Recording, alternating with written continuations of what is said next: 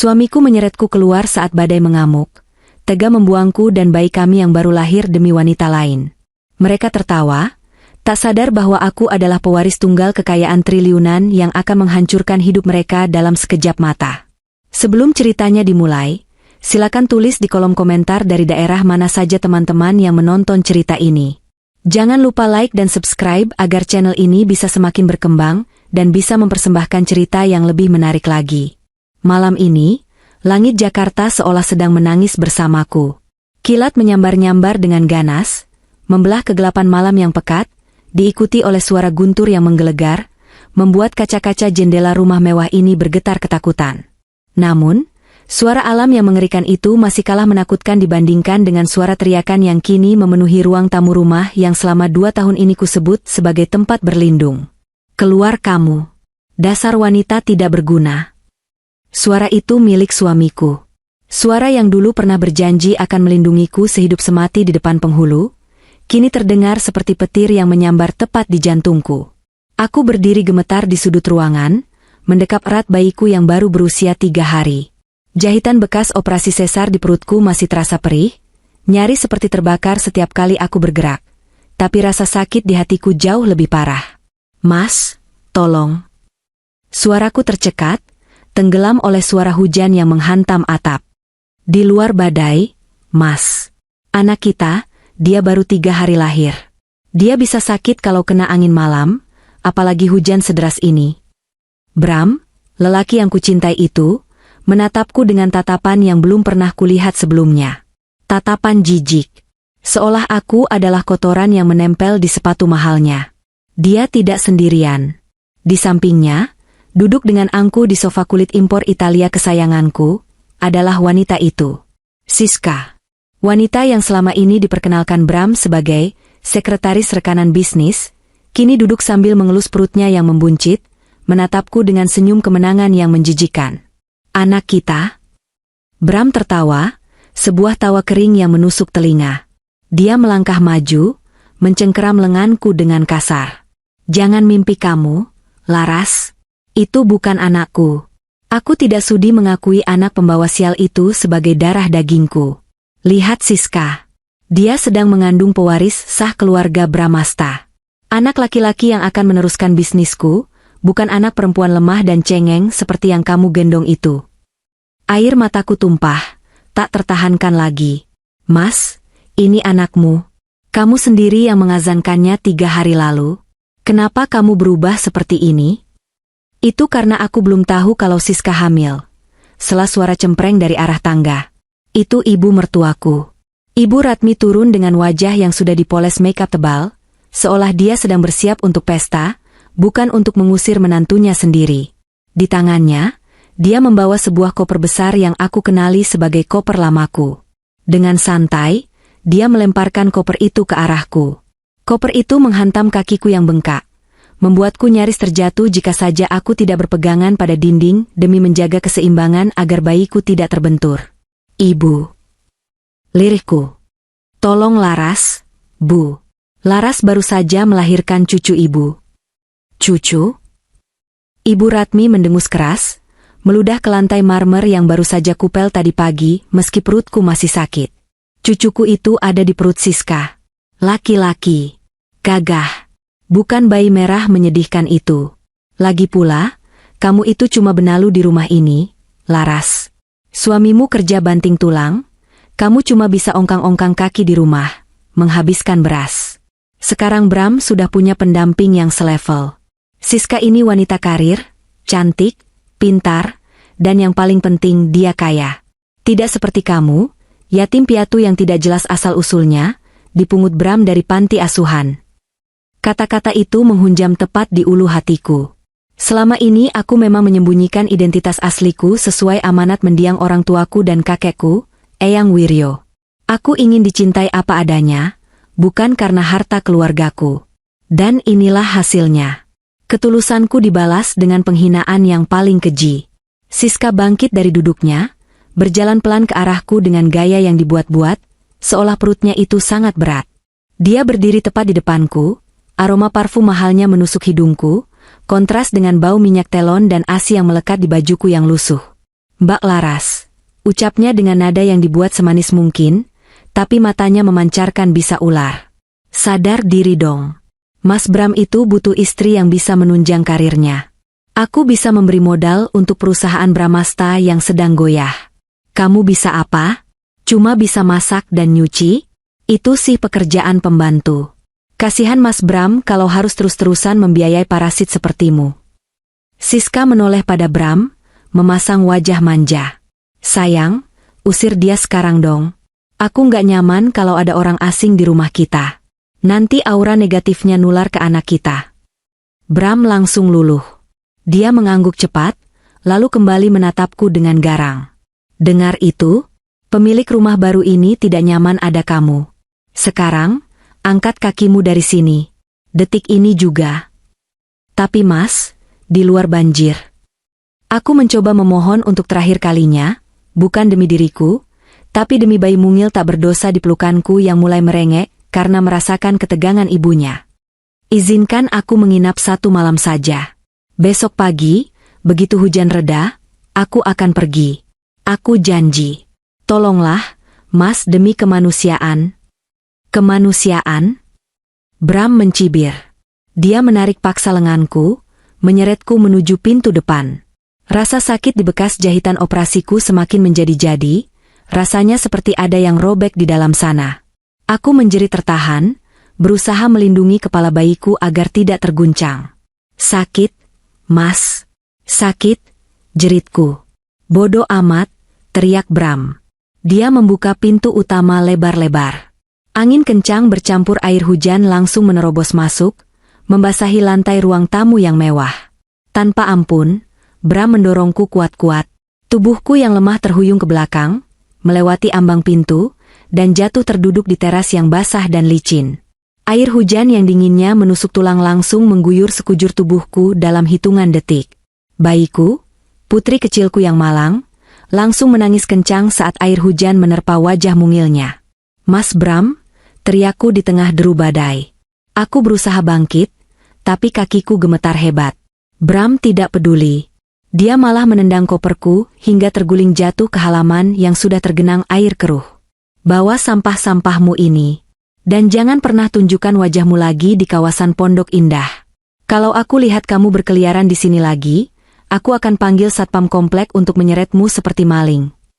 Ibu Ratmi dan Siska muncul di belakang Bram. Mereka berdiri di ambang pintu yang kering dan hangat, menatapku yang basah kuyup seperti tontonan sirkus yang menghibur. Dah, Laras? Seru Ibu Ratmi sambil melambaikan tangan dengan gaya mengejek. Semoga kamu dapat tempat di kolong jembatan ya. Itu tempat yang cocok buat gembel kayak kamu. Siska tertawa kecil, menyandarkan kepalanya di bahu Bram. Tutup pintunya, sayang. Dingin. Nanti aku masuk angin. Iya, cintaku, jawab Bram lembut, nada yang dulu selalu ia gunakan padaku. Bram menatapku sekilas untuk terakhir kalinya. Tidak ada rasa bersalah sedikit pun di matanya.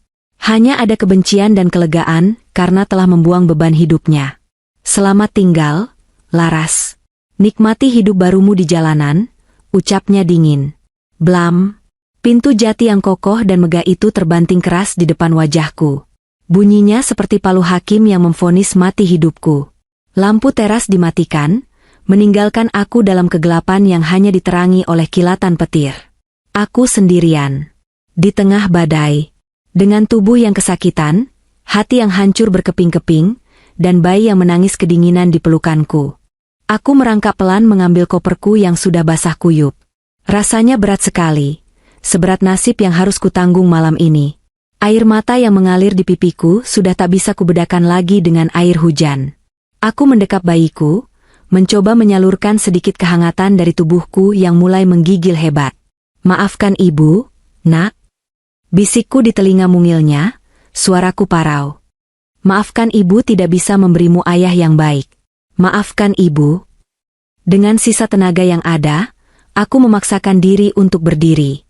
Setiap langkah terasa seperti berjalan di atas paku.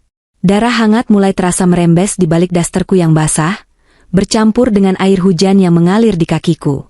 Jahitanku pasti terbuka. Tapi aku tidak boleh berhenti. Aku tidak boleh mati di sini, di depan rumah orang-orang yang telah membuangku.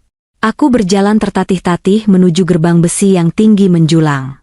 Satpam rumah, Pak Ujang, yang biasanya ramah padaku, kini menatapku dari pos satpam dengan tatapan iba tapi takut. Dia tidak berani keluar untuk membantuku membukakan gerbang kecil, takut dipecat oleh majikan barunya. Aku harus membukanya sendiri dengan tangan yang gemetar kedinginan. Begitu aku melangkah keluar dari gerbang rumah mewah itu, dunia seakan runtuh menimpaku. Jalanan elit Pondok Indah yang biasanya lengang dan indah, kini berubah menjadi sungai keruh yang menakutkan. Aku, Laras, istri yang setia, kini tak lebih dari seorang gelandangan yang terbuang. Tapi di dalam hati yang hancur ini, di tengah dingin yang membekukan darah, ada satu hal yang mulai membara. Sebuah sumpah yang terucap dalam diam, diiringi gemuruh guntur yang menjadi saksi bisu penderitaanku. Kalian boleh membuangku seperti sampah hari ini, Mas Bram, Ibu, Siska. Tapi ingatlah malam ini, ingatlah baik-baik. Karena suatu hari nanti, aku akan membuat kalian berlutut memohon ampun di kakiku, merasakan dingin dan sakit yang jauh lebih perih daripada yang kurasakan sekarang. Jalanan aspal yang kasar terasa begitu menyiksa, meski aku memakai sandal tipis. Banjir di kawasan ini sudah setinggi betis orang dewasa. Airnya keruh, berwarna coklat pekat, membawa serta sampah plastik dan dedaunan yang terseret arus. Setiap kali aku melangkah, aku harus melawan arus air yang cukup deras. Bagi orang sehat, mungkin ini hanya genangan yang menjengkelkan. Tapi bagiku, seorang ibu yang baru 3 hari pasca operasi besar, ini adalah medan perang yang mematikan. Oek, oek. Tangisan bayiku semakin lemah. Itu membuatku panik setengah mati. Dia kedinginan. Bibir mungilnya pasti sudah membiru. Aku melepas kain jarik gendongan, melilitkannya berlapis-lapis untuk melindunginya, lalu mendekapnya di dalam dasterku, membiarkan kulitnya bersentuhan langsung dengan kulit dadaku agar dia bisa merasakan detak jantung dan sisa kehangatan tubuhku. Sabar ya, sayang. Sabar ya, nak. Bisikku berulang-ulang seperti mantra. Gigiku gemeletuk hebat karena kedinginan. Sebentar lagi kita cari tempat berteduh. Sebentar lagi. Tapi di mana? Rumah-rumah di kawasan ini semuanya berpagar tinggi, tertutup rapat, seolah menolak siapapun yang tidak diundang. Tidak ada pos ronda, tidak ada warung kecil yang buka. Hanya ada deretan istana bisu yang angkuh. Langkahku semakin berat. Pandanganku mulai kabur. Rasa perih di perutku kini berubah menjadi rasa sakit yang menusuk tajam, menyebar ke punggung dan pinggang. Aku meraba perutku. Basah dan lengket. Darah. Aku tahu aku mengalami pendarahan. Kepalaku pening, berputar-putar seiring dengan kilatan petir yang terus menyambar. Sebuah mobil melaju kencang dari arah berlawanan, menyipratkan air kotor ke arahku. Aku terhuyung, nyaris jatuh ke selokan. Pengemudinya membunyikan klakson panjang, seolah menyalahkanku karena berjalan di pinggir jalan. Minggir, gembel, teriak seseorang dari dalam mobil itu sebelum melesat pergi. Aku hanya bisa menunduk, menelan hinaan itu. Kakiku sudah tidak kuat lagi. Lututku goyah.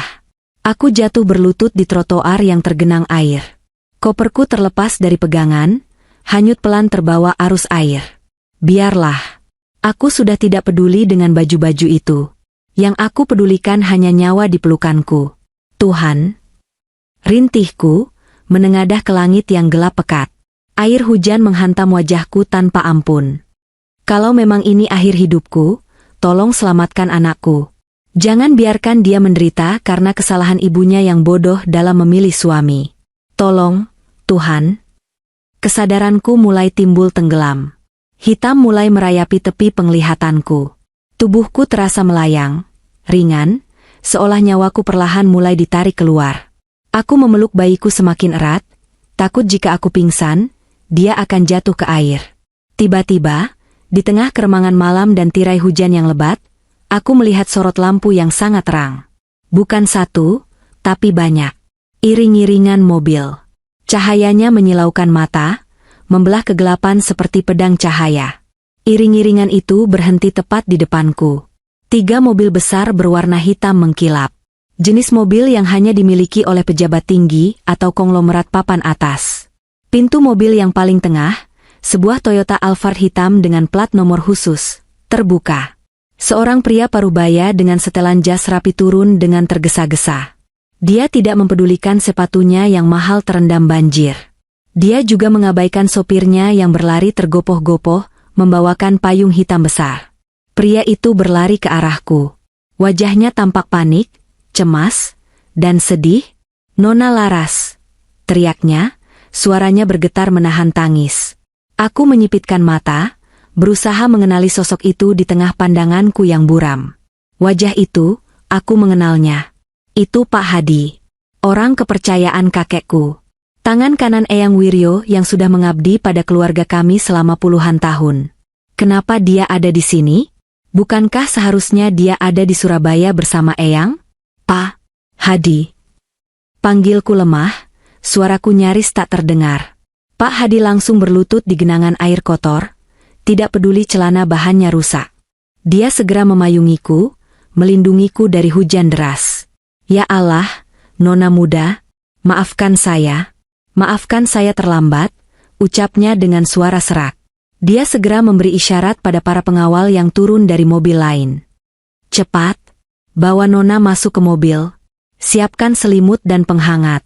Hubungi rumah sakit VVIP sekarang juga. Bilang pada mereka, cucu Eyang Wiryo dalam keadaan darurat." Dua orang pengawal berbadan tegap mengangkat tubuhku dengan hati-hati seolah aku adalah porselen yang retak. Mereka membawaku masuk ke dalam kabin Alphard yang hangat dan mewah. Aroma kulit dan pengharum ruangan yang lembut langsung menyambutku, kontras sekali dengan bau amis air got di luar sana. Mereka mendudukanku di kursi kulit yang empuk. Seseorang segera menyelimutiku dengan selimut tebal yang hangat. Seorang lagi dengan sigap memeriksa bayiku. Bayinya masih bernapas, tapi suhu tubuhnya rendah.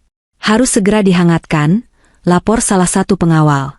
Pak Hadi duduk di hadapanku. Wajahnya basah oleh air hujan dan air mata. Dia menatapku dengan tatapan penuh penyesalan. "Nona Laras, minumlah ini dulu." Dia menyodorkan botol air hangat. Aku meminumnya sedikit. Rasa hangat menjalar ke tenggorokanku, memberiku sedikit kekuatan. "Pak Hadi, kenapa Bapak bisa ada di sini? Eyang mana? Apa Eyang tahu aku diusir?" Pertanyaanku membuat wajah Pak Hadi semakin keruh. Dia menunduk dalam, bahunya berguncang pelan. Suasana di dalam mobil mewah itu mendadak hening, hanya terdengar suara drum mesin dan wiper yang menyapu hujan di kaca depan. "Nona?" Pak Hadi mengangkat wajahnya. Matanya merah. Eyang Wiryo baru saja menghembuskan napas terakhirnya 1 jam yang lalu." Duniaku berhenti berputar. Gelas di tanganku terjatuh. "Apa? Eyang meninggal?" "Eyang terkena serangan jantung mendadak, Nona," jelas Pak Hadi dengan suara bergetar. "Selama ini, Eyang selalu memantau Nona. Eyang memasang kamera dan penyadap suara tersembunyi di kalung liontin yang Nona pakai. Eyang ingin memastikan Nona bahagia dengan pilihan Nona sendiri untuk hidup sederhana." Tanganku meraba kalung liontin emas putih pemberian Eyang saat aku menikah dulu. Aku tidak pernah tahu ada alat canggih di dalamnya. Tadi, saat Nona bertengkar dengan suami Nona, lanjut Pak Hadi, suaranya mengeras menahan amarah. Eyang melihat semuanya melalui siaran langsung dari kalung itu. Eyang mendengar bagaimana mereka menghina Nona, bagaimana mereka menyakiti Nona, dan bagaimana suami biadab itu mengusir Nona dan cicitnya ke tengah badai. Pak Hadi mengepalkan tangannya erat-erat hingga buku-bukunya memutih. Jantung Eyang tidak kuat melihat cucu kesayangannya diperlakukan seperti binatang. Beliau sangat marah, Nona. Sangat marah dan sakit hati. Sebelum beliau menutup mata, beliau memerintahkan saya dan seluruh tim keamanan khusus untuk segera menjemput Nona. Beliau tidak ingin Nona menderita 1 detik pun lagi. Air mataku kembali menetes. Kali ini bukan karena rasa sakit fisik, tapi karena rasa bersalah yang teramat dalam. Kakekku, satu-satunya keluarga yang kumiliki, meninggal karena melihatku menderita. Bram tidak hanya membunuh hatiku, dia secara tidak langsung telah membunuh kakekku. Ini surat wasiat terakhir beliau. Pak Hadi menyerahkan sebuah map kulit berwarna hitam. Eyang Wiryo telah mengubah seluruh struktur warisan tepat sebelum beliau wafat. Beliau mencabut semua donasi ke yayasan lain dan mengalihkan seluruh aset atas nama Nona. Aku menatap map itu dengan pandangan kosong. Mulai detik ini, ucap Pak Hadi dengan nada tegas dan penuh hormat, Nona Larasati Wiryo adalah pemilik tunggal Wiryo Group.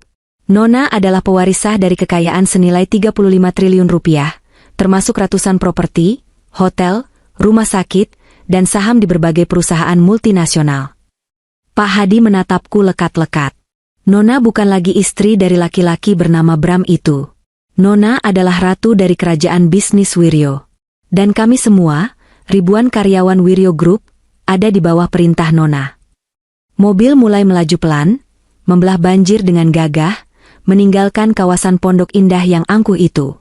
Aku menatap keluar jendela, melihat jalanan yang tadi menyiksaku kini terlihat kecil dari balik kaca mobil yang nyaman ini. Aku mendekap bayiku, lalu menatap pantulan wajahku di kaca jendela. Wajah yang pucat, lebam, dan penuh air mata. Tapi di balik mata yang bengkak itu, ada sesuatu yang berubah. Rasa sakit kehilangan Eyang bercampur dengan dendam yang membara terhadap Bram dan keluarganya, menciptakan sebuah energi baru yang menakutkan. Duka ini tidak akan membuatku lemah. Justru sebaliknya. Duka ini akan menjadi bahan bakar untuk membakar mereka yang telah menghancurkan hidupku. Pak Hadi, panggilku pelan tapi dingin. Ya, Nona. Bawa aku ke rumah sakit terbaik. Pastikan anakku mendapat perawatan nomor 1. Dan setelah aku pulih. Aku menatap tajam ke arah Pak Hadi. Siapkan tim pengacara dan investigator terbaik. Aku ingin tahu setiap dosa, setiap utang, dan setiap celah kebusukan keluarga Bramasta. Pak Hadi mengangguk tegas. Siap, Nona. Perintah dilaksanakan. Air mataku sudah habis malam ini, Pak. Ucapku sambil menyeka pipiku dengan kasar. Mulai besok, giliran mereka yang akan menangis darah. Mobil Alphard hitam itu melaju menembus badai, membawa sang pewaris tahta menuju takdir barunya. Meninggalkan Laras yang lemah di pinggir jalan, dan melahirkan Laras yang baru. Laras yang tak tersentuh. Cahaya matahari pagi yang hangat menerobos masuk melalui celah-celah tirai sutra berwarna krem, menyapu lembut wajahku yang masih terasa berat. Aroma lili segar dan disinfektan mahal bercampur menjadi satu, menciptakan wangi khas yang asing namun menenangkan. Perlahan, aku membuka mata. Langit-langit kamar ini tinggi, dihiasi lampu kristal gantung yang mewah, jauh berbeda dengan langit-langit rumah kontrakan bocor yang pernah kutempati bersama Bram di awal pernikahan kami, atau bahkan langit-langit kamar di rumah Pondok Indah yang kini terasa seperti neraka dalam ingatanku. Aku mencoba bergerak, dan rasa nyeri di perut bagian bawah mengingatkanku pada realitas. Bekas operasi sesar ini masih basah, tetapi perbannya telah diganti dengan yang baru, kering, dan higienis. Aku tidak lagi berbaring di atas trotoar banjir yang dingin. Aku berbaring di atas ranjang pasien elektrik yang empuk, dilapisi sprei katun Mesir yang sangat lembut di kulit. Nona Laras sudah sadar? Suara lembut seorang perawat berseragam putih bersih menyapaku. Ia tersenyum ramah, sangat kontras dengan tatapan sinis Siska atau Cibirang Ibu Ratmi yang selalu menghantuiku. Anakku. Itu kata pertama yang keluar dari bibirku yang kering. Di mana anakku? Putri kecil Nona ada di sana, sedang tidur nyenyak setelah minum susu. Perawat itu menunjuk ke arah boks bayi transparan di samping ranjangku. Aku menoleh, dan air mataku menetes seketika melihat pemandangan itu. Bayi mungilku, yang semalam kedinginan dan terguncang badai, kini tidur dengan damai di dalam boks yang hangat, terbungkus selimut tebal berwarna merah muda lembut. Wajahnya bersih, pipinya mulai merona merah, tidak lagi pucat membiru seperti saat diusir Bram. Dia selamat. Kami selamat. Pintu kamar rawat inap VVIP, yang ukurannya lebih luas dari apartemen tipe studio, terbuka pelan. Pak Hadi masuk dengan langkah tegap namun wajah yang menyeratkan duka mendalam. Ia mengenakan setelan jas hitam lengkap dengan armband, pita, hitam di lengannya. Tanda berkabung. Hatiku mencelos. Ingatan tentang Eyang Wiryo kembali menghantamku. Selamat pagi, Nona, sapa Pak Hadi dengan suara parau. Ia berdiri di sisi ranjangku, menundukkan kepalanya dengan hormat. Dokter bilang kondisi Nona sudah stabil. Demam Nona sudah turun, dan luka jahitan yang sempat terbuka sudah ditangani oleh dokter bedah terbaik di rumah sakit ini. Pak Hadi. Suaraku bergetar. Kapan pemakaman Eyang? Sore ini, Nona. Jenazah beliau disemayamkan di rumah duka pribadi keluarga. Sesuai instruksi dokter, Nona belum boleh banyak bergerak.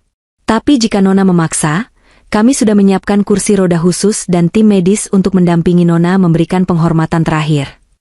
Aku mengangguk tegas, mengabaikan rasa perih di perutku. Aku harus datang. Aku harus melihat wajah Eyang untuk terakhir kalinya. Aku belum sempat minta maaf karena menyembunyikan penderitaanku darinya selama ini. Sore itu menjadi sore paling kelabu dalam hidupku. Di bawah langit Jakarta yang masih menyisakan mendung sisa badai semalam, aku duduk di kursi roda, menatap peti mati kayu jati berukir emas tempat kakekku beristirahat selamanya. Ratusan karangan bunga memenuhi area pemakaman elit San Diego Hills, dikirim oleh para pejabat, menteri, dan rekan bisnis yang menghormati nama besar Wirjo Group. Tapi di tengah keramaian itu, aku merasa sangat sepi. Hanya aku satu-satunya keluarga Eyang yang tersisa. Orang tuaku meninggal karena kecelakaan pesawat saat aku kecil, dan kini Eyang pergi karena hatinya hancur melihatku disiksa. Saat tanah merah mulai menutupi peti, aku tidak menangis histeris. Air mataku mengalir dalam diam, dingin, dan tenang. Di depan nisan marmer hitam itu, aku bersumpah. Bukan sumpah serapah penuh emosi seperti saat di tengah badai, melainkan sebuah janji yang diikat oleh darah dan air mata. Eyang, istirahatlah dengan tenang, bisikku sambil mengusap nisan dingin itu. Laras janji, Laras tidak akan lagi menjadi wanita bodoh yang lemah. Laras akan menjaga warisan Eyang. Dan Laras berjanji, mereka yang membuat jantung Eyang berhenti berdetak, akan membayar setiap detiknya dengan penderitaan seumur hidup. Hari-hari berikutnya di rumah sakit adalah masa transisi yang menyakitkan namun diperlukan. Aku menyebutnya sebagai masa inkubasi. Seperti ulat yang masuk ke dalam kepompong untuk menghancurkan tubuh lamanya demi menjadi kupu-kupu, aku pun begitu. Selama 2 minggu masa nifas dan pemulihan, aku menolak melihat cermin. Aku merasa jijik dengan diriku yang lama.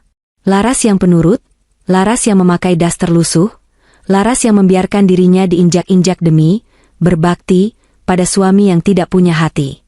Pak Hadi, panggilku pada suatu pagi. Saat itu aku sedang duduk di sofa kamar rawat, memangku putriku yang kini kuberi nama Kirana, cahaya di tengah kegelapan. Ya, Nona Direktur. Pak Hadi kini memanggilku dengan sebutan jabatanku. Ia berdiri siap dengan tablet di tangannya. Panggilkan penata rambut dan fashion stylist terbaik di kota ini. Sekarang. Pak Hadi tampak sedikit terkejut, namun segera mengangguk. Baik, Nona. Ada preferensi khusus. Aku ingin membuang sial, jawabku datar. Aku ingin Laras yang lama mati dan dikubur bersama masa lalunya. 2 jam kemudian, tim makeover profesional datang. Mereka membawa koper-koper berisi peralatan canggih dan deretan busana dari butik ternama. Aku duduk di depan cermin besar. Untuk pertama kalinya aku menatap bayanganku sendiri.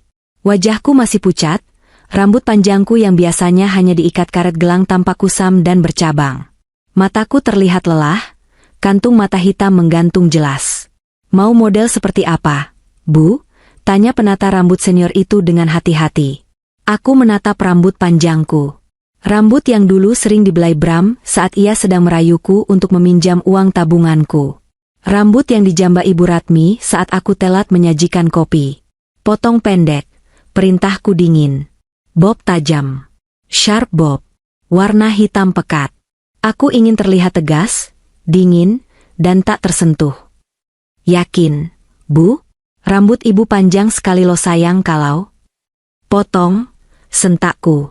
Bunyi gunting yang beradu dengan rambut terdengar seperti musik di telingaku. Helai demi helai masa laluku jatuh ke lantai. Setiap potongan yang jatuh membawa pergi sedikit demi sedikit kenaifanku. Ketika proses itu selesai, aku menatap sosok asing di cermin. Wanita di cermin itu bukan lagi Laras si upik abu. Rambut bob asimetris yang membingkai wajahku dengan tajam, membuat tulang pipiku terlihat lebih tegas. Leherku yang jenjang kini terekspos, memberikan kesan angkuh dan elegan. Dengan polesan make up bold namun minimalis, bibirku yang dipulas lipstik merah marun tampak siap untuk memberikan perintah, bukan memohon belas kasihan. Bagus, gumamku. Sekarang bajunya. Aku meminta semua baju daster, kaos oblong, dan celana kulot murahanku dibuang ke tempat sampah. Gantinya, lemari pakaian di penthouse baruku nanti harus diisi dengan blazer dari brand ternama, celana bahan high waist yang membalut kaki, dan gaun-gaun sutra yang memancarkan aura kekuasaan. Tidak ada lagi warna pastel yang lembut. Aku memilih warna monokrom, hitam, putih, abu-abu, dan merah darah. Namun, perubahan fisik saja tidak cukup. Aku tahu itu. Dunia bisnis tidak peduli seberapa cantik atau mahalnya bajumu kalau otakmu kosong. Bram sering menghinaku bodoh, karena aku hanya lulusan SMA yang tidak sempat kuliah, karena langsung menikah. Dia lupa, aku lulusan SMA dengan nilai terbaik seprovinsi, dan darah bisnis Eyang Wiryo mengalir deras di nadiku. Pak Hadi, bawakan semua laporan keuangan Wiryo Group 5 tahun terakhir. Neraca rugi laba, arus kas, daftar aset, daftar utang piutang, semuanya. Tumpuk di sini, perintahku sambil menunjuk meja di samping ranjang. Tapi Nona masih masa pemulihan. Protes Pak Hadi cemas. Otakku tidak sakit, Pak. Yang sakit cuma bekas jahitan di perutku. Cepat bawakan. Aku punya banyak hal yang harus dipelajari. Aku tidak mau duduk di kursi CEO hanya sebagai boneka. Aku ingin memimpin. Maka dimulailah hari-hari tanpa tidur. Siang hari aku menyusui Kirana dan melakukan fisioterapi agar bisa segera berjalan tegak. Malam harinya, saat Kirana tidur, aku melahap tumpukan dokumen tebal itu seperti orang kelaparan. Aku belajar membaca grafik saham, memahami manuver pajak, mempelajari profil pesaing, dan menghafal nama-nama direksi yang mungkin akan mencoba menjatuhkanku. Aku menemukan bahwa Wiryo Group adalah raksasa tidur yang sangat kuat. Kami memiliki saham mayoritas di bank swasta, jaringan hotel bintang 5, tambang batu bara, hingga perusahaan media. Kekayaan 35 triliun yang disebutkan Pak Hadi hanyalah aset likuid. Nilai total imperium bisnis ini jauh lebih besar dari itu. Dan sekarang, semua kekuatan raksasa ini ada di ujung jariku. 1 minggu kemudian, aku sudah bisa berjalan lancar dengan heels setinggi 7 cm. Rasa sakit di perutku sudah bisa kutahan dengan senyuman dingin. Pagi itu, aku berdiri di depan jendela kamar VVIP, menatap gedung-gedung pencakar langit Jakarta dari kejauhan. Pak Hadi, panggilku tanpa menoleh. Siap, Nona. Apa kabar, keluarga? Lamaku? Sudah ada pergerakan? Seperti dugaan Nona, jawab Pak Hadi sambil membuka tabletnya. Bramasta Corp sedang kalang kabut. Kredit macet mereka di Bank Nusa, yang kebetulan ban milik kita, sudah jatuh tempo kemarin. Bram sedang berlari ke sana kemari mencari pinjaman baru, tapi semua ban menolak karena rasio utangnya sudah terlalu buruk. Dia mulai menjual aset-aset kecil. Aku tersenyum tipis. Bagus. Biarkan dia panik sedikit lagi. Bagaimana dengan wanitanya? Siska terlihat sering mengunjungi klinik kecantikan dan butik tas mewah, menggunakan kartu kredit tambahan yang diberikan Bram. Dia tidak pernah sekalipun memeriksakan kandungannya ke dokter kandungan. Tentu saja dia tidak ke dokter kandungan, perutnya isinya cuma karet dan busa, dengusku jijik. Dan ibu mertuaku yang terhormat. Ibu Ratmi sedang sibuk menjadi ketua arisan sosialita di Pondok Indah. Dia baru saja mengumpulkan uang arisan senilai 500 juta rupiah dari ibu-ibu pejabat, tapi uangnya tidak disetorkan ke bendahara. Laporan intelijen kami mengatakan dia menggunakan uang itu untuk menutupi cicilan mobil mewah Bram yang menunggak. Aku berbalik badan, menatap Pak Hadi dengan mata yang berkilat tajam. Potongan rambut baruku bergoyang sedikit seiring gerakanku. Cukup. Masa berkabungku sudah selesai, Pak. Air mataku sudah habis mengering. Sekarang giliran mereka yang menangis darah. Aku berjalan mengambil tas tangan Hermes kulit buaya, salah satu koleksi warisan mendiang nenek yang disimpan Eyang, dan melangkah menuju pintu. Siapkan mobil. Kita ke kantor pusat Wiryo Group. Dan panggil tim investigasi swasta terbaik yang kita punya. Aku ingin semua bukti kebusukan mereka tersusun rapi di mejaku besok pagi. Kita akan bermain catur, Pak Hadi. Dan aku akan mematikan rajanya dalam 1 kali langkah. Gedung Wiryo Tower menjulang tinggi membelah langit Sudirman, sebuah simbol kekuasaan yang tak terbantahkan. Untuk pertama kalinya, Aku melangkahkan kaki masuk lobi marmer ini bukan sebagai tamu, bukan sebagai pelamar kerja, melainkan sebagai pemilik mutlak. Para satpam yang berbaris rapi langsung membungkuk hormat saat aku lewat. Resepsionis yang biasanya sibuk berdandan langsung berdiri tegak, wajahnya pucat pasi melihat rombongan pengawal berjas hitam yang mengiringiku. Aku berjalan dengan dagu terangkat, kacamata hitam besar menutupi separuh wajahku, menyembunyikan ekspresi. Suara ketukan stiletoku di lantai marmer menggema, menciptakan irama intimidasi yang membuat siapapun menyingkir memberi jalan. Lift khusus CEO membawaku melesat ke lantai 50. Begitu pintu lift terbuka, aroma kopi mahal dan pendingin ruangan yang sejuk menyambutku. Kantor baruku sangat luas, didominasi kaca yang menampilkan panorama kota Jakarta. Di tengah ruangan, sebuah meja kerja mahogani besar berdiri kokoh. Aku melempar tasku ke sofa, lalu duduk di kursi kebesaran Eyang Wiryo. Rasanya pas. Seolah kursi ini memang sudah menungguku seumur hidup. Bawa masuk Pak Rio, perintahku melalui interkom. Pintu terbuka, dan seorang pria bertubuh kurus dengan kacamata tebal masuk. Penampilannya biasa saja, seperti staf IT kebanyakan, tapi aku tahu dia adalah Rio, kepala detektif swasta dan pakar siber yang telah bekerja untuk Eyang selama bertahun-tahun. Dia membawa sebuah laptop dan proyektor portabel. "Selamat siang, Ibu Laras." Turut berduka cita atas kepergian Eyang, ucapnya sopan namun efisien. Langsung saja ke intinya. "Rio, apa yang kamu dapatkan?" tanyaku sambil menyilangkan kaki. Rio mengangguk, lalu menyambungkan laptopnya ke layar besar di dinding. Ruangan menjadi sedikit redup. "Sesuai instruksi Ibu, saya telah melakukan background check menyeluruh dan penyadapan digital terhadap target Bramantio, Ratmi, dan Siska," mulai Rio. Slide pertama muncul. Foto Bram yang terlihat kusut, sedang merokok dengan frustrasi di dalam mobilnya. Target 1, Bramantio. Kondisi keuangannya kritis. Bramasta Corp, perusahaan distributor alat tulis kantor miliknya, sebenarnya sudah mati suri sejak 6 bulan lalu. Dia kalah tender besar pemerintah karena ketahuan menyuap panitia. Untuk menutupi kerugian, dia meminjam uang dari 12 aplikasi pinjaman online, pinjol, ilegal dan 3 bank besar. Total utang mencapai 15 miliar rupiah. 15 miliar. Gumamku. Padahal gaya hidupnya seperti orang yang punya ratusan miliar. Lalu, aset pribadinya, rumah di Pondok Indah, sudah digadaikan sertifikatnya ke rentenir pasar gelap 2 bulan lalu, tanpa sepengetahuan Ibu Laras saat itu. Jatuh temponya minggu depan. Jika tidak bayar, rumah itu akan disita paksa. Aku tertawa miris. Rumah itu, tempat aku diusir. Ternyata rumah itu pun bukan lagi miliknya. Lanjut ke target 2, perintahku. Foto Siska muncul di layar. Foto-foto yang sangat menarik. Ada foto dia sedang memegang perutnya yang buncit, dan ada foto lain, diambil dengan lensa jarak jauh, saat dia sedang berada di dalam kamar apartemennya, melepas perut itu dan melemparnya ke kasur. Target 2, Siska Amelia. Profesi, penipu profesional. Dia residivis, Bu. Pernah dipenjara 2 tahun di Surabaya, karena kasus penipuan berlian palsu. Modus operandinya selalu sama.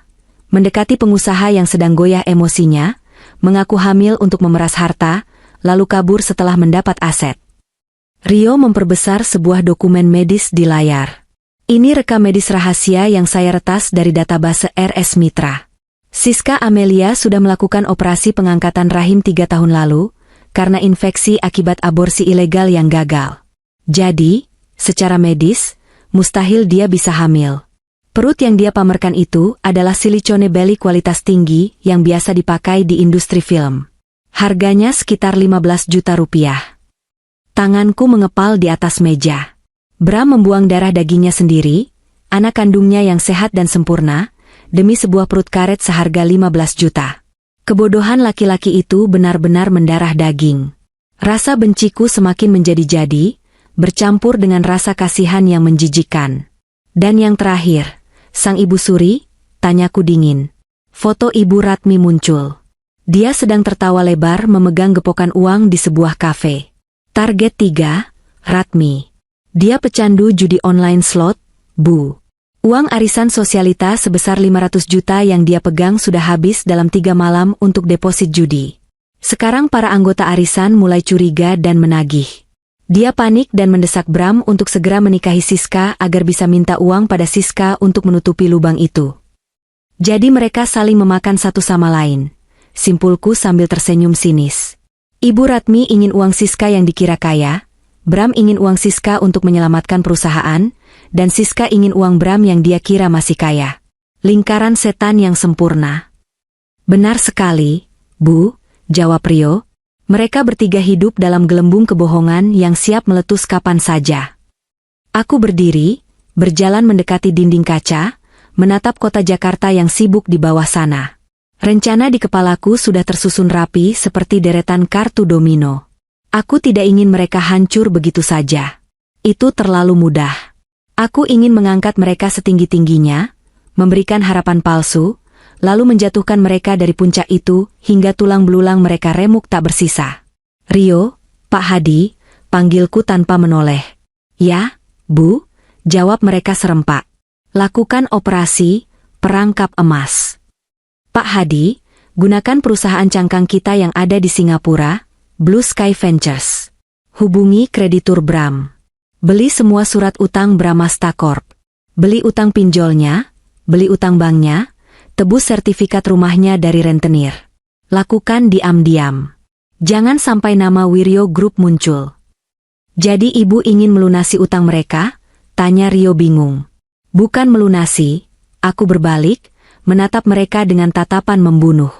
Tapi memindahkan kepemilikan utang itu ke tanganku. Aku ingin menjadi satu-satunya pemilik nasib mereka. Ketika aku memegang leher mereka, aku ingin memastikan tidak ada orang lain yang bisa melepaskannya. Aku mengambil spidol merah dari meja, lalu mencoret wajah ketiga orang di layar proyektor itu dengan tanda silang besar. Setelah semua utang berpindah tangan, suruh perwakilan Blue Sky Ventures untuk menghubungi Bram. Tawarkan investasi dan penyelamatan. Katakan bahwa ada investor asing yang tertarik menyuntikkan dana segar 50 miliar rupiah ke perusahaannya yang bangkrut itu, dengan syarat dia harus presentasi langsung di hadapan pemilik modal. Pak Hadi tersenyum mengerti. Ia tahu persis kemana arah permainanku. Undangan rapat di kandang singa? Tepat, jawabku. Buat undangannya semewah mungkin. Buat mereka merasa seperti raja dan ratu sehari. Biarkan mereka memakai baju terbaik, menyewa mobil mewah, dan datang dengan kepala mendongak sombong.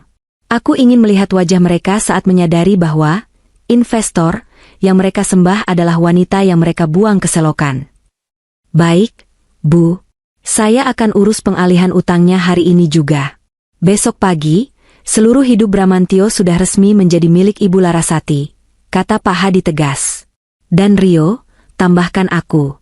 Simpan semua bukti video Siska melepaskan perut karetnya. Juga bukti transfer judi Ibu Ratmi. Kita akan butuh hiburan saat presentasi nanti. Siap, Bu. Akan saya siapkan editing videonya agar dramatis. Rio menyeringai. Aku kembali duduk di kursi kebesaran itu, memutar kursi menghadap jendela. Langit Jakarta mulai berubah warna menjadi jingga. Senja yang indah. Dulu, jam segini aku sedang sibuk di dapur yang panas, memasak makan malam untuk Bram yang mungkin tidak akan pulang, sambil mendengarkan omelan Ibu Ratmi tentang masakan yang kurang asin. Sekarang, aku duduk di puncak dunia, memegang kendali atas badai yang akan segera menghantam mereka. Nikmatilah hari-hari terakhir kalian sebagai manusia bebas. Mas Bram, Ibu, Siska, bisikku pada kaca jendela yang dingin. Karena setelah ini, kalian hanyalah tikus-tikus yang terperangkap dalam labirin emasku. Di tanganku, aku memegang sebuah pulpen emas peninggalan Eyang. Aku menekannya kuat-kuat hingga ujung jariku memutih. Permainan baru saja dimulai, dan kali ini, akulah yang membuat aturannya. Pagi itu, Jakarta tampak cerah, seolah alam semesta sedang bersiap menyambut pertunjukan besar yang telah kuskenariokan. Aku duduk santai di ruang kerjaku yang dingin, menyesap teh melati hangat sambil memangku kaki. Di depanku, layar monitor besar menayangkan siaran langsung dari kamera tersembunyi yang telah dipasang Rio di ruang tamu rumah kontrakan petak yang kini ditinggali Bram dan keluarganya. Ya, setelah rumah mewah di Pondok Indah disita bank, atau lebih tepatnya, diambil alih oleh perusahaanku. Mereka terpaksa pindah ke rumah kontrakan sempit di pinggiran kota. Melihat mereka berdesak-desakan di ruang tamu yang penuh kardus dan berdebu memberikan kepuasan tersendiri di hatiku. Target menerima surat. Bu, suara Rio terdengar melalui AirPods di telingaku. Di layar, aku melihat seorang kurir, yang sebenarnya adalah anak buah Pak Hadi, mengetuk pintu rapuh itu. Bram keluar dengan wajah kusut, rambut acak-acakan, dan mengenakan kaos singlet yang sudah bolong di bagian ketiak. Sangat jauh dari Citra, CEO Bramasta Corp, yang dulu selalu ia banggakan. Pak Bramantio, tanya kurir itu. Ya, saya sendiri. Siapa ya? Debt collector lagi? Bilang sama bosmu, saya belum ada uang. Bentak Bram dengan nada tinggi, urat lehernya menonjol. Bukan, Pak. Saya kurir dari Blue Sky Ventures Singapura. Ini ada undangan eksklusif untuk Bapak. Wajah Bram berubah drastis saat mendengar kata Singapura dan melihat amplop tebal berwarna emas dengan logo timbul yang mewah di tangan kurir itu. Dengan tangan gemetar, ia menyambar amplop itu. Begitu kurir pergi, Bram buru-buru merobek segelnya. Aku memperbesar volume suara di monitorku. Aku ingin mendengar setiap helaan napas keserakahan mereka. Apa itu, Bram? Surat Sita lagi? Suara Ibu Ratmi terdengar cempreng dari arah dapur. Wanita tua itu muncul sambil mengipas-ngipas wajahnya dengan kipas tangan plastik. Keringat bercucuran karena kontrakan itu tidak ber-AC. Bukan, Bu. Ini. Ya Tuhan. Bram membelalakan matanya membaca isi surat itu. Bu. Siska. Cepat sini. Kita selamat. Kita kaya raya lagi. Siska, yang sedang tiduran di sofa butut sambil memainkan ponsel, langsung bangun. Ia memegangi perut palsunya dengan gaya dramatis. Ada apa sih, Mas? Jangan teriak-teriak, kasihan baby kita kaget. Lihat ini. Bram menyodorkan surat itu dengan tangan gemetar saking senangnya. Ada perusahaan investasi asing, Blue Sky Ventures, tertarik menyuntikkan dana 50 miliar rupiah ke perusahaanku. Mereka bilang profil bisnisku sangat potensial, dan mereka ingin bertemu besok untuk tanda tangan kontrak. 50 miliar? Pekik Ibu Ratmi dan Siska bersamaan. Mata mereka langsung hijau, berbinar-binar seolah melihat tumpukan emas batangan jatuh dari langit. Iya, 50 M. Itu cukup buat lunasin semua utang, tebus rumah Pondok Indah, beli mobil baru, dan kita masih sisa banyak buat foya-foya. Seru Bram histeris. Ia memeluk Ibu Ratmi, lalu memeluk Siska. Mereka bertiga melompat-lompat kegirangan di ruang tamu sempit itu seperti orang gila. Aku tertawa kecil melihat tingkah mereka. Betapa mudahnya mempermainkan orang yang diperbudak oleh uang. Mereka tidak tahu bahwa langit biru yang mereka harapkan itu sebenarnya adalah badai petir yang siap menyambar. Tapi Mas, kata Siska tiba-tiba, keningnya berkerut menatap surat itu. Di sini tertulis kita harus datang ke kantor perwakilan mereka di Wiryo Tower besok pagi. Penampilan harus formal dan bona fide. Lihat kita sekarang baju lusuh. Mobil nggak punya karena ditarik leasing. Masa kita ketemu investor kelas kakap naik ojek online? Bram terdiam sejenak, menggigit bibirnya. Gengsi lelakinya terusik. Kamu benar, Yang. Kita nggak boleh kelihatan miskin. Investor asing itu sensitif soal penampilan. Kalau kita kelihatan gembel, mereka bisa batalin kontraknya. Terus gimana dong? Tanya Ibu Ratmi panik. Perhiasan ibu udah habis dijual. Tas-tas branded Siska juga palsu semua, nggak laku dijual. Masih ada satu cara, kata Bram dengan mata gelap. Pinjaman kilat. Ada aplikasi pinjol baru yang limitnya besar dan cair hitungan menit. Bunganya memang mencekik. Tapi kan besok kita dapat 50 M. Kita bisa langsung lunasin bunganya. Pintar anak ibu. Puji Ibu Ratmi sambil menepuk bahu Bram. Ayo cepat pinjam. Kita harus sewa baju mahal dan mobil mewah. Kita harus tunjukkan kalau keluarga Bramasta itu masih berkelas. Aku menggelengkan kepala melihat kebodohan itu. Bukannya bertobat atau hidup hemat, mereka malah menggali lubang kubur yang lebih dalam. Bram benar-benar meminjam uang lagi hanya demi sandiwara satu hari. Sore harinya, laporan Rio kembali masuk. Kali ini berupa foto-foto hasil pengintaian di sebuah butik penyewaan gaun pesta. Siska terlihat sibuk memilih gaun sutra ketat yang memamerkan lekuk perut palsunya, sementara Ibu Ratmi mencoba berbagai topi lebar ala bangsawan Inggris yang terlihat konyol di kepalanya. Bram menyewa setelan jas tuxedo yang sebenarnya terlalu sempit untuk perut buncitnya. Tidak cukup sampai di situ, Bram juga menyewa sebuah mobil Toyota Alphard putih keluaran terbaru, lengkap dengan sopirnya, untuk 1 hari. Biaya sewanya saja sudah menghabiskan sisa limit pinjaman online-nya. Gila, gumamku. Demi terlihat kaya di depan orang asing, mereka rela makan nasi garam sebulan ke depan. Malam sebelum hari H, aku pulang ke penthouseku. Aku menimang Kirana yang baru saja selesai mandi. Wangi bedak bayi menenangkan sarafku yang tegang karena menahan amarah. Kirana menatapku dengan mata bulatnya yang jernih, jari-jari mungilnya menggenggam telunjukku erat. Besok ibu akan menyelesaikan semuanya. Nak, bisikku padanya. Besok ibu akan mengambil kembali harga diri kita yang mereka injak-injak. Kamu tidak akan pernah kekurangan satu apapun. Tidak akan ada yang berani menghinamu sebagai anak haram lagi. Kirana tersenyum dalam tidurnya, seolah mengerti dan merestui rencana ibunya. Ponselku bergetar. Sebuah pesan masuk dari Pak Hadi. Semua persiapan sudah selesai, Bu Laras. Ruang rapat di lantai 50 sudah disiapkan. Tim keamanan sudah disiagakan. Surat pengalihan utang dan bukti-bukti kejahatan mereka sudah saya jilid rapi di meja ibu.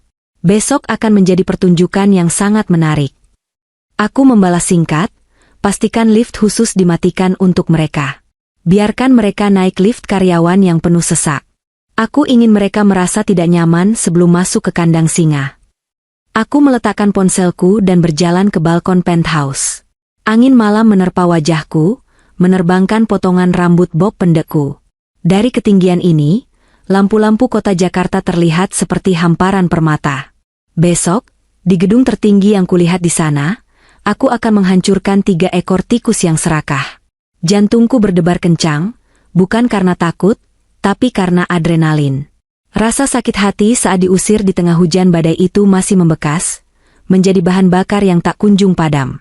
Aku membayangkan wajah Siska saat tahu perut karetnya terbongkar, wajah Ibu Ratmi saat tahu uang arisannya ketahuan, dan wajah Bram, wajah suami yang dulu kucintai itu, saat tahu bahwa istrinya yang tidak berguna, ini adalah pemilik hidupnya. Tidur yang nyenyak malam ini, Mas Bram, ucapku pada angin malam. Bermimpilah yang indah tentang uang 50 miliar itu. Karena besok saat kamu bangun, realita akan menamparmu lebih keras daripada badai manapun. Malam itu aku tidur dengan sangat nyenyak, tanpa mimpi buruk, untuk pertama kalinya sejak pengusiran itu. Pagi yang ditunggu-tunggu akhirnya tiba. Aku sengaja datang lebih awal ke Wiryo Tower. Bukan lewat lobi utama, tapi lewat pintu rahasia yang langsung terhubung ke lift pribadiku. Aku ingin berada di posisiku, mengamati kedatangan mereka dari ketinggian layaknya elang yang mengincar mangsa. Penampilanku hari ini sempurna. Aku mengenakan setelan blazer putih bersih dengan potongan slim fit yang tegas, dipadukan dengan celana bahan senada yang membuat kakiku terlihat jenjang. Rambut bob hitamku disisir rapi ke belakang telinga, memperlihatkan anting berlian sederhana namun berkelas. Wajahku dipoles makeup natural namun tajam, menekankan pada sorot mata yang dingin. Sepatu stiletto merah menyala menjadi satu-satunya warna kontras di tubuhku, simbol keberanian dan, mungkin, darah yang akan tumpah secara kiasan hari ini. Pukul 9 tepat. Rio mengirimkan tayangan CCTV lobi utama ke tablet di mejaku. Sebuah Alphard putih berhenti di depan lobi. Pintu terbuka otomatis. Turunlah, keluarga parasit, itu dengan gaya selangit. Bram mengenakan jas sewaan yang agak kesempitan di bagian perut, mencoba terlihat berwibawa dengan kacamata hitam murahan. Ibu Ratmi memakai gaun brokat emas yang berlebihan untuk rapat bisnis pagi hari, lengkap dengan kipas bulu-bulu. Dan Siska, dia memakai dress ketat berwarna pink neon yang sangat mencolok, berjalan sambil membusungkan perut palsunya, tangan kanannya menenteng tas yang kutahu palsu. Mereka berjalan masuk ke lobi dengan dagu terangkat, tidak mempedulikan tatapan aneh dari para karyawan dan satpam yang sebenarnya menahan tawa melihat kostum sirkus mereka. Selamat pagi, saya Bramantio, CEO Bramasta Corp. Saya ada janji temu dengan Direktur Utama Blue Sky Ventures untuk tanda tangan kontrak investasi 50 miliar, ucap Bram angkuh pada resepsionis cantik di meja depan. Suaranya sengaja dikeraskan agar orang-orang di lobi mendengar. Resepsionis itu, Mbak Rini, yang sudah kutatar sebelumnya, tersenyum tipis, senyum yang mengandung belas kasihan. Selamat pagi, Pak Bramantio. Silakan naik ke lantai 50. Tapi mohon maaf, lift tamu sedang perbaikan. Bapak dan rombongan harus menggunakan lift barang di sebelah sana. Apa? Siska memekik, suaranya cempreng memecah ketenangan lobi. Lift barang? Kamu nggak lihat saya lagi hamil tua begini? Masak calon investor disuruh naik lift barang-barang tukang bersih-bersih? Nggak sopan banget. Maaf, Bu. Itu prosedur gedung saat ini, jawab Mbak Rini tenang namun tegas. Sudah, Yang, sabar, bujuk Bram, meski wajahnya juga merah pada menahan malu. Demi 50M, anggap saja ujian. Ayo. Dengan menggerutu, mereka bertiga berdesakan masuk ke dalam lift barang yang sedang penuh dengan staf house keeping yang membawa troli alat pel. Aku tertawa melihat Siska menutup hidungnya dengan sapu tangan, seolah dia alergi dengan bau orang biasa. Padahal, bau busuk hatinya jauh lebih menyengat. Sesampainya di lantai 50, suasana berubah drastis. Lantai ini hening, dingin, dan sangat mewah. Karpet tebal meredam suara langkah kaki. Dinding-dinding kaca menampilkan pemandangan awan yang sejajar dengan mata. Mereka terlihat sedikit terintimidasi oleh kemewahan asli ini, berbeda dengan kemewahan palsu yang mereka paksakan. Sekretaris pribadiku, Sarah, menyambut mereka di depan ruang rapat utama. Silakan masuk, Pak, Bu. CEO kami akan segera menemui Anda. Silakan tunggu di dalam. Mereka masuk ke ruang rapat yang luasnya 2 kali lipat rumah kontrakan mereka.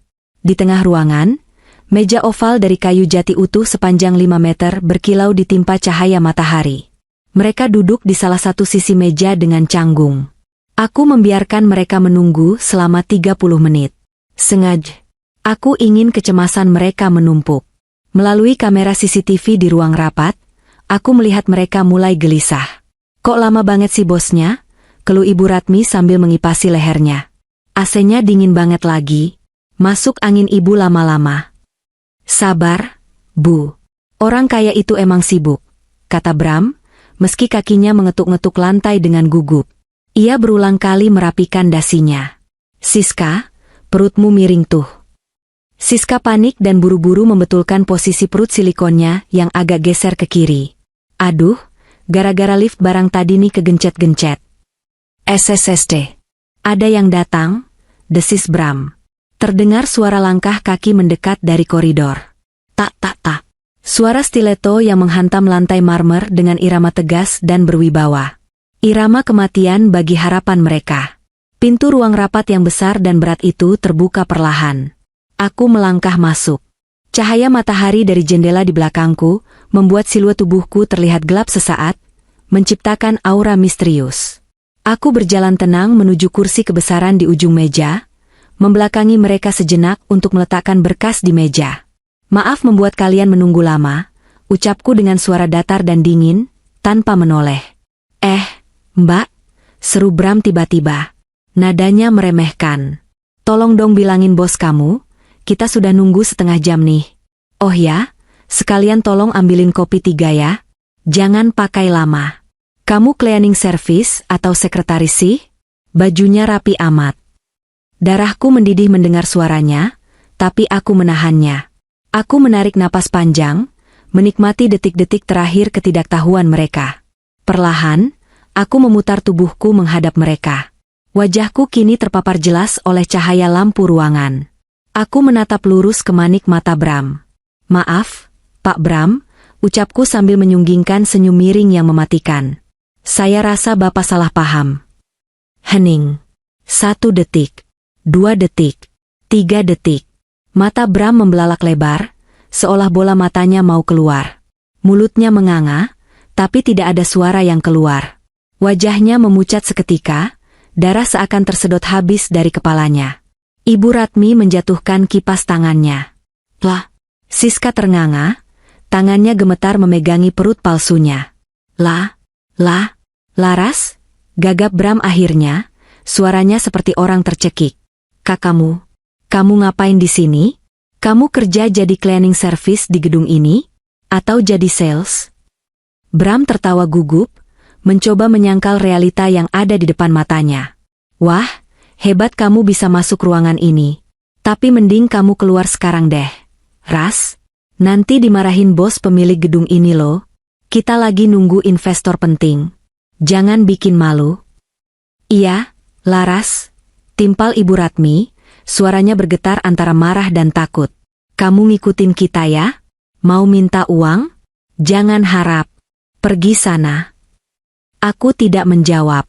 Aku hanya berjalan pelan menuju kursi utama, kursi direktur utama yang paling besar dan tinggi di ujung meja. Dengan anggun, aku duduk di sana, menyandarkan punggungku, dan menatap mereka dari posisi yang lebih tinggi. Mas Bram, panggilku lembut, tapi nadanya setajam silet. Sepertinya otakmu perlu di-upgrade sedikit. Tadi kamu bertanya saya cleaning service atau sekretaris. Aku mengambil pulpen emas dari saku blazerku, mengetuk-ngetukannya di meja. Saya bukan cleaning service. Saya bukan sekretaris. Saya bukan sales. Aku mencondongkan tubuh ke depan, menatap mereka satu persatu dengan tatapan intimidasi murni. Saya adalah pemilik gedung tempat kakimu berpijak saat ini. Saya adalah pemilik Blue Sky Ventures yang kau harapkan uangnya. Dan yang paling penting, aku melemparkan map tebal berisi surat-surat utang mereka ke tengah meja. Map itu meluncur dan berhenti tepat di depan tangan Bram yang gemetar. Saya adalah pemilik seluruh utangmu. Mulai dari utang bank, pinjol, sampai sertifikat rumahmu. Nyawamu, hartamu, dan nasibmu sekarang ada di genggaman tangan wanita yang kau buang ke selokan ini. Ruangan itu hening seketika. Saking heningnya, aku bisa mendengar suara AC berdengung. Wajah Bram berubah dari putih pucat menjadi abu-abu. Dia menatap map itu, lalu menatapku, lalu kembali ke map itu. Nggak mungkin. Desis Siska. Ini pasti prank kan? Mas Bram, ini prank kan? Mana mungkin gembel ini punya perusahaan segede ini? Jaga mulutmu, nona penipu, potongku tajam. Aku menekan tombol intercom di meja. Rio, masuk. Bawa hadiah untuk tamu kita. Pintu terbuka lagi. Rio dan dua orang petugas keamanan berbadan tegap masuk membawa sebuah layar proyektor portabel dan sebuah gunting besar. Sekarang, kataku sambil berdiri, mari kita mulai rapat direksi yang sesungguhnya. Agenda pertama, membongkar bangkai yang kalian sembunyikan. Aku menatap Siska tepat di perutnya. Kita mulai dari bayi ajaib itu, ya. Atmosfer di ruang rapat itu berubah menjadi sangat mencekam, seolah oksigen di dalamnya tersedot habis oleh ketegangan yang memuncak. Rio melangkah maju dengan gunting besar di tangannya, sementara dua petugas keamanan berdiri di belakang kursi Siska, memblokir jalan keluar. Siska mundur ketakutan hingga punggungnya menabrak sandaran kursi. Wajahnya yang tadi angkuh kini pucat pasi, bedak tebalnya tak mampu menutupi keringat dingin yang mulai bercucuran. Apa-apaan ini? Jangan macam-macam ya. Aku hamil. Kalau terjadi apa-apa sama anakku, aku tuntut kalian semua. Teriak Siska histeris, tangannya mendekap perut buncitnya erat-erat. Aku tertawa, sebuah tawa dingin yang menggema di ruangan luas itu. Anak? Anak yang mana? Siska? Anak yang kau buat di pabrik karet? Aku memberi isyarat mata pada Rio. Dengan gerakan cepat, Rio menyambar ujung gaun Siska. Siska menjerit, mencoba menepis, tapi Rio lebih cepat. Tanpa menyentuh kulit Siska, Rio menggunting kain dress ketat itu tepat di bagian perut. Krek! Kain dress robek, memperlihatkan apa yang ada di baliknya. Bukan kulit perut ibu hamil yang meregang, melainkan sebuah bantalan silikon berwarna kulit yang diikatkan ke pinggang dengan tali elastis. Bram terlonjak dari kursinya. Matanya melotot seakan mau keluar. Itu apa? Itu, anak, laki-laki kebanggaanmu, Mas, jawabku sinis. Aku berjalan mendekat, lalu dengan kasar menarik tali pengikat silikon itu hingga terlepas dari tubuh Siska. Aku melemparkan benda kenyal itu tepat ke wajah Bram. Buk! Benda itu menghantam wajah Bram lalu jatuh menggelinding di meja rapat yang mengkilap. Silikon seharga 15 juta, kataku datar. Demi benda mati ini, kamu membuang anak kandungmu sendiri ke tengah badai. Bagaimana rasanya, Mas? Apakah silikon ini bisa memanggilmu Ayah? Bram gemetar hebat. Ia menatap silikon itu dengan tatapan kosong, lalu beralih menatap Siska dengan tatapan membunuh. Siska, kamu bilang kamu hamil. Mas, aku bisa jelasin. Siska menangis, air matanya luntur bercampur maskara hitam. Aku lakuin ini karena aku cinta sama kamu. Aku takut kehilangan kamu kalau kamu tahu aku mandul. Cinta? Teriak Bram murka. Ia hendak menampar Siska, tapi ditahan oleh petugas keamanan. Kamu penipu. Kamu bilang perutmu besar karena anakku. Ternyata isinya karet. Kamu hancurkan rumah tanggaku demi kebohongan busukmu. Sudah dramanya, potongku tegas. Aku kembali duduk di kursi kebesaranku. Kita belum selesai. Rio, nyalakan layarnya. Layar proyektor besar di belakangku menyala. Muncul sebuah tampilan antarmuka YouTube. Judul videonya tertulis besar, Live, detik-detik pengusiran istri dan bayi 3 hari oleh suami dan pelakor di Pondok Indah. Jumlah penontonnya, 2,5 juta orang sedang menonton. Kalian lihat kamera kecil di pojok ruangan itu? Tanyaku sambil menunjuk lensa kamera tersembunyi. Rapat ini sedang disiarkan secara langsung ke seluruh Indonesia, melalui kanal berita milik Wiryo Group. Dan video CCTV saat kalian menyeretku keluar rumah malam itu, sudah diputar berulang-ulang sejak 1 jam yang lalu. Ibu Ratmi menjerit histeris, menutupi wajahnya dengan tas tangan. Matikan. Matikan. Malu. Ibu bisa mati kalau teman-teman arisan lihat. Terlambat, Bu, kataku sambil membacakan komentar yang berjalan cepat di layar tabletku. Akun, Ibu Ratmi _sosialita, sudah dibanjiri ribuan hujatan. Dan lihat ini, ada komentar dari Bu Dewi, ketua arisanmu, Ratmi. Kembalikan uang arisan kami 500 juta. Dasar maling. Wajah Ibu Ratmi berubah menjadi abu-abu. Lututnya lemas, ia merosot jatuh ke lantai karpet. Laras, tolong Ibu. Ibu hilaf. Hilaf? Aku mendengus. Menggelapkan uang arisan untuk judi slot itu bukan hilaf, Bu. Itu kriminal. Pintu ruang rapat terbuka lagi. Kali ini yang masuk bukan staf kantorku, melainkan 4 orang polisi berseragam lengkap. Selamat siang, Ibu Larasati, sapa komandan polisi itu dengan hormat padaku, lalu menoleh tajam pada Siska dan Ibu Ratmi. Kami mendapat laporan dan bukti lengkap mengenai penipuan berencana, pemalsuan dokumen medis, dan penggelapan dana. Saudari Siska Amelia dan Saudari Ratmi, kalian ditahan. Enggak, aku enggak mau dipenjara. Mas Bram tolong aku. Jerit Siska saat tangannya ditarik kasar oleh polisi wanita dan diborgol. Bram, anakku, jangan diam saja. Bayar polisinya. Sogok mereka, teriak Ibu Ratmi histeris saat diseret keluar. Bram hanya berdiri mematung. Dia tidak bisa bergerak, tidak bisa bicara. Dia melihat ibu dan kekasih gelapnya diseret keluar ruangan seperti sampah. Suara teriakan mereka perlahan menghilang di lorong, meninggalkan keheningan yang menyakitkan di ruang rapat. Kini hanya tinggal kami berdua. Bram dan Laras. Suami dan istri. Pengkhianat dan korban. Bram menatapku. Matanya merah, air mata mulai menggenang di sana. Dia melihat sekeliling ruangan mewah ini, lalu melihatku yang duduk bak ratu di singgasana. Keangkuhannya runtuh seketika. Perlahan, lutut Bram menekuk. Dia jatuh berlutut di lantai marmer yang dingin. Dia merangkak mendekati kakiku, mencoba meraih ujung celanaku. Laras. Suaranya serak dan pecah. Laras, sayang, maafkan Mas. Mas benar-benar bodoh. Mas ditipu oleh perempuan ular itu. Mas nggak tahu kalau dia bohong. Sumpah, Ras, masih ada cinta di hati Mas buat kamu. Aku menatapnya tanpa emosi. Pemandangan Bram yang berlutut di kakiku ini adalah pemandangan yang dulu hanya ada dalam mimpi liar dendamku. Sekarang terjadi nyata, tapi anehnya, aku tidak merasa senang. Aku hanya merasa hampa. Laki-laki inikah yang dulu kutangisi? Betapa menyedihkannya dia. Laras, tolong. Bram menangis semakin keras, air matanya membasahi sepatu mahalku. Tolong jangan ambil semuanya. Perusahaan itu hidup Mas. Rumah itu warisan Bapak. Kita bisa mulai lagi dari awal, Ras. Demi anak kita, demi Kirana. Ya, Kirana.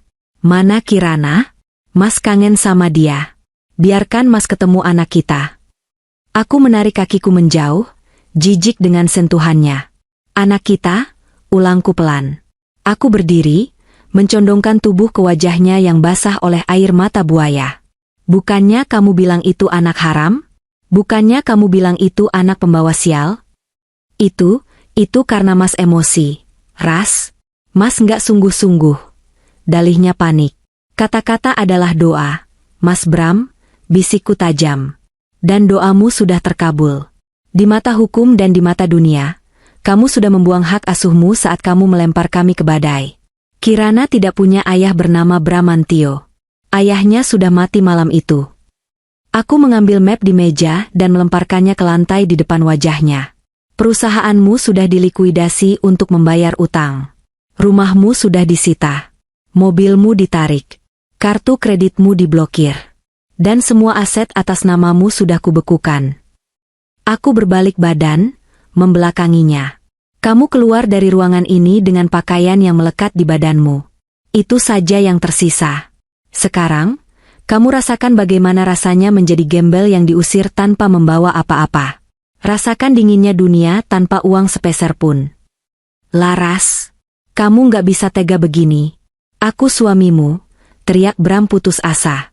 Mantan suami, koreksiku dingin. Surat cerai akan dikirim pengacaraku ke kolong jembatan manapun yang kau pilih sebagai tempat tidurmu malam ini. Aku menekan tombol interkom. Keamanan, seret tamu ini keluar. Bersihkan lantai bekas dia berlutut. Aku tidak suka bau pengkhianat di kantorku. Dua petugas keamanan berbadan besar masuk, mengangkat Bram yang meronta-ronta seperti mengangkat karung beras. Laras, ampun, Ras. Jangan lakukan ini. Aku mencintaimu, Ras. Teriakan Bram menggema, semakin lama semakin jauh, hingga akhirnya pintu tertutup dan hening kembali menyelimuti ruangan. Aku berdiri sendirian di puncak menara kekuasaanku. Aku berjalan ke jendela, melihat ke bawah. Mobil polisi yang membawa Siska dan Ibu Ratmi baru saja pergi. Dan sebentar lagi, Bram akan terlempar ke jalanan keras Jakarta. Aku menarik napas panjang, lalu menghembuskannya perlahan. Dadaku terasa lapang. Beban berat yang selama ini menghimpit jantungku telah hilang. Badai itu sudah berlalu. 1 tahun kemudian. Hujan gerimis turun membasahi kota Jakarta, namun kali ini, tidak ada badai. Hanya rintik air yang menyejukkan, membersihkan debu-debu kota yang lelah. Di sebuah emperan toko elektronik di kawasan Glodok, seorang pria kurus dengan pakaian kumal dan rambut gondrong tak terurus duduk memeluk lutut. Wajahnya kusam, matanya cekung, dan ada bekas luka di pipinya. Mungkin akibat berebut lahan tidur dengan preman jalanan. Di depannya, tergeletak sebuah kaleng bekas biskuit yang hanya berisi beberapa koin receh. Pria itu adalah Bram. Mata Bram terpaku pada layar televisi besar yang dipajang di etalase toko. Berita nasional sedang menayangkan sebuah acara peresmian megah. Di layar itu, seorang wanita cantik dengan rambut bob hitam yang elegan sedang menggunting pita.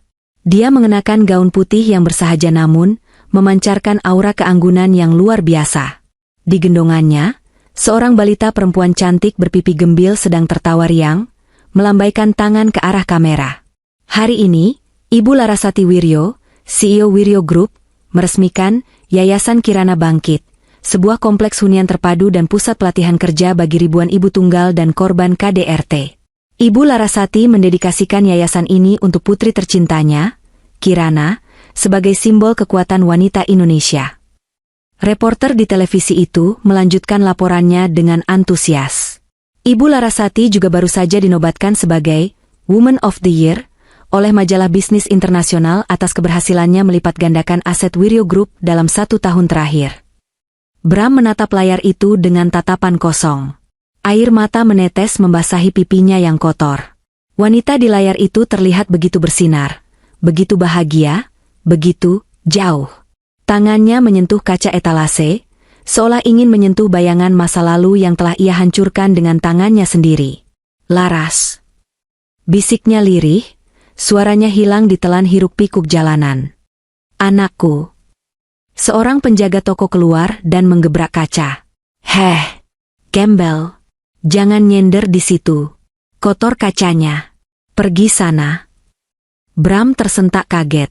Dengan langkah tertatih, ia memungut kaleng recehnya dan berjalan pergi menembus gerimis, menghilang ke dalam ganggang gelap ibu kota, membawa penyesalan yang tak akan pernah berujung.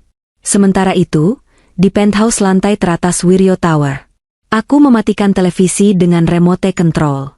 Kirana, yang kini sudah berusia 1 tahun dan mulai belajar berjalan, sedang sibuk bermain dengan mainan edukasinya di atas karpet bulu yang tebal. Tawa renyahnya adalah musik terindah di telingaku. Ibu, panggil Pak Hadi yang masuk membawa nampan berisi teh hangat. Wajah tua itu kini terlihat lebih segar dan bahagia. Acara peresmian tadi berjalan sangat lancar. Banyak donatur yang ingin bergabung. Oh ya, pengacara baru saja mengabarkan, vonis untuk Ratmi dan Siska sudah ketuk palu. Ratmi 5 tahun penjara, Siska 7 tahun. Bagus, jawabku singkat sambil menerima cangkir teh itu. Biarkan mereka menikmati waktu merenung di Hotel Prodeo. Aku berjalan ke arah dinding kaca yang menampilkan panorama kota Jakarta pasca hujan. Pelangi tipis terlihat melengkung di ufuk timur. Indah sekali. Aku teringat malam itu. Malam saat aku diusir seperti anjing kurap. Malam saat aku berpikir hidupku sudah berakhir. Siapa sangka, malam tergelap itulah yang justru menuntunku pada cahaya yang paling terang. Yang benar, terkadang Tuhan harus menghancurkan rencana kita, karena Dia tahu rencana itu akan membunuh kita. Tuhan menghancurkan pernikahanku dengan Bram, untuk menyelamatkan masa depanku dan Kirana. Aku berbalik, menatap putri kecilku. Kirana menoleh dan merentangkan tangan minta dipeluk. Aku segera mengangkatnya tinggi-tinggi, mencium pipinya yang harum. Lihat keluar sana, nak, bisikku sambil membawanya ke jendela. Dunia ini luas dan kadang kejam. Mungkin nanti kamu akan bertemu badai lagi. Tapi ingat pesan ibu, jangan pernah takut pada badai. Karena kamu adalah anak perempuan Larasati Wiryo. Kita tidak lari dari badai, kita menari di dalamnya. Kirana berceloteh riang, seolah mengerti kata-kataku. Aku tersenyum menatap pantulan kami di kaca.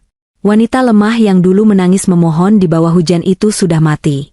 Yang berdiri di sini sekarang adalah seorang ibu, seorang pemimpin, dan seorang wanita yang memegang kendali penuh atas takdirnya sendiri. Air mata di tengah badai itu telah berubah menjadi senyum di atas tahta. Dan untuk pertama kalinya dalam hidupku,